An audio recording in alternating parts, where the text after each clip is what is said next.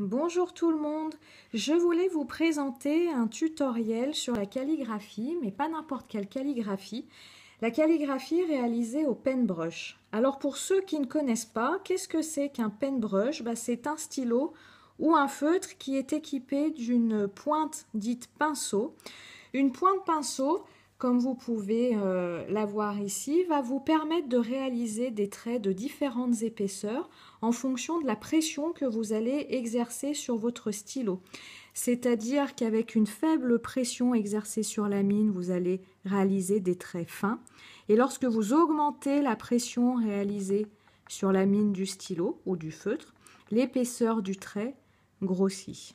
Voilà, on modifie l'épaisseur du trait en modifiant la pression exercée sur notre stylo. Alors attention, un paintbrush se tient comme un stylo normal, s'utilise comme un stylo normal. Il s'utilise absolument pas comme certains stylos en calligraphie à la verticale. En l'utilisant à la verticale, vous n'allez réussir qu'une seule chose, c'est à abîmer votre stylo. Donc c'est un petit peu dommage. Alors moi j'utilise principalement trois types de stylos. J'utilise le Pentel Touch, les feutres Pitt Artist de Faber-Castell et puis les feutres Tombow, tous trois équipés d'une mine pinceau. Donc dans ce tutoriel, je vais vous parler des traits de base en calligraphie. Pourquoi je vous parle des traits de base? Tout simplement parce que l'ensemble de nos lettres sont composées d'un assemblage de ces traits de base. Donc il est important de vous entraîner à la formation de ces traits pour ensuite être à l'aise dans la formation des lettres, acquérir un geste souple, un geste ample pour la réalisation de vos lettres. Alors pour ce tutoriel, moi je vais utiliser le Pentel Touch parce que c'est celui que j'affectionne plus particulièrement, avec lequel je suis le plus à l'aise. Après, libre à vous d'utiliser n'importe quel stylo, tant qu'il est équipé de cette fameuse mine pinceau. Alors, un petit peu de vocabulaire pour commencer. En calligraphie, on parle de deux types de traits. Vous avez tout d'abord les déliés. Les déliés, ce sont des traits où on exerce une faible pression sur le stylo. Des traits fins réalisés en montant. On part du bas de la lettre et on va vers le haut. Voilà, c'est ce qu'on appelle les déliés. Donc je sais, c'est pas forcément bien drôle de s'entraîner à faire des lignes de déliés, mais vous verrez, quand on n'a pas l'habitude, c'est pas évident avec ce type de stylo de faire un trait régulier. Ensuite, en calligraphie, on a une seconde forme de trait, c'est ce qu'on va appeler les pleins. Les pleins, ce sont des traits épais que l'on fait en descendant. Donc voilà, là j'ai augmenté la pression que j'exerce sur mon stylo et vous voyez tout de suite l'épaisseur du trait change, augmente. Donc pareil, moi j'ai l'habitude, donc mes traits, en tout cas l'épaisseur est assez régulière, mais vous verrez, si vous essayez à cette technique, avoir une épaisseur régulière, c'est pas évident au début. C'est pour ça que c'est important de s'entraîner à être à l'aise avec votre stylo. Donc je vous rappelle, les déliés, c'est lorsque l'on part du bas de la lettre pour aller vers le haut en appuyant très faiblement sur la mine de votre stylo. Et les pleins, c'est l'inverse, c'est lorsque vous partez du haut de la lettre pour descendre en appuyant fortement sur votre stylo. Donc, en trait de base, on a ces fameux déliés et ces fameux pleins. On a également les boucles. Alors, les boucles, c'est un enchaînement de déliés et de pleins. Donc là, vous allez tout de suite reconnaître déjà la formation d'une première lettre. Voilà. Donc, le N ici. Donc, je fais un délié. Hop, et j'enchaîne avec un plein. C'est très important de s'entraîner à l'enchaînement des déliés et des pleins pour pas en fait avoir à réfléchir à ce que vous faites quand vous écrivez. C'est là où votre calligraphie reviendra fluide et régulière. Voilà. Donc si je vous décris un peu plus précisément ce qui se passe ici, donc si je grossis ma lettre, hop, je débute en bas, mon trait en montant est un délié, donc j'appuie très faiblement sur mon stylo. Arrivé au sommet de la lettre, j'augmente la pression exercée sur mon stylo. Je descends avec la même pression.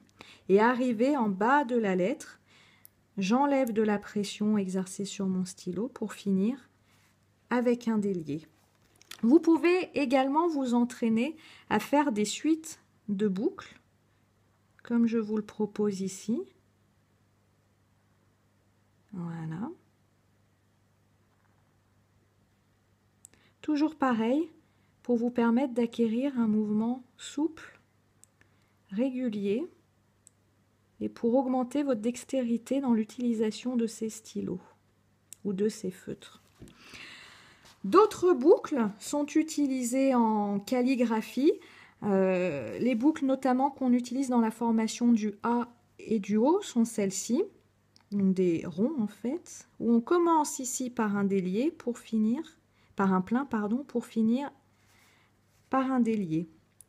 Donc je commence par un plein, toujours en descendant les pleins, et je finis par un délié, toujours en remontant. Je commence par un plein, hop, et je finis par un délié. Donc si j'analyse le mouvement, je pars au sommet de ma lettre, en descendant, je fais un plein et arrivé à la base de ma lettre, pour remonter, je fais un délié.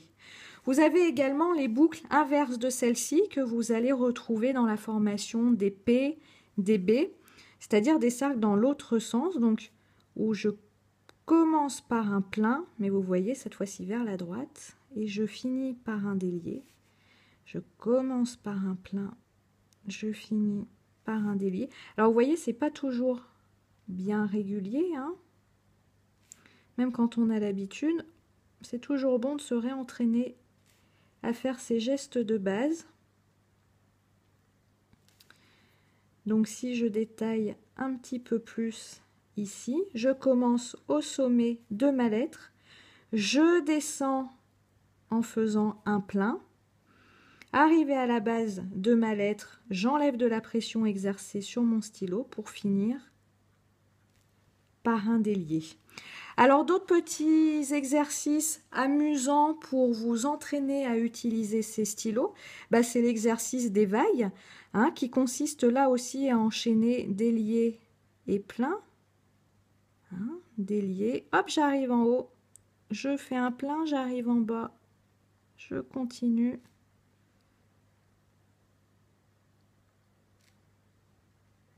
Donc ça peut sembler facile, mais quand on n'a pas l'habitude, le trait peut être tremblotant, pas du tout régulier au niveau de son épaisseur. C'est pour ça qu'il faut vraiment s'entraîner, hein. Donc ici, si je détaille mon mouvement, c'est toujours pareil, hein. Quand je monte, je fais un délié, donc j'appuie très peu sur mon stylo.